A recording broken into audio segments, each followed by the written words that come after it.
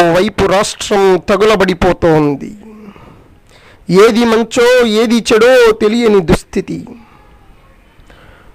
దెయ్యాలు వేదాలు వల్లించినట్టుగా వేల కోట్లు దోచుకొని సంపదతో బలిసి జనరాజకీయాన్ని ధనరాజకీయంగా మార్చిన నీచులే నీతిమంతులుగా, హత్యా రాజకీయాలు మరిగిన మృగాలే మహానేతలై రాష్ట్రాన్ని రాజీ లేకుండా దోచుకోవటానికి రాజ్యాధికారం సాధించాలని విశ్వసనీయత, సంక్షేమం అంటూ జనులను మభ్యపెడుతున్న తరుణములో నాకేమీ పట్టదంటూ ముందుకు సాగుతున్న ఓ నేస్తమా, ఒక్క క్షణం ఆగు, లేదంటే శాశ్వతంగా రాష్ట్ర ప్రగతి ఆగుతుంది.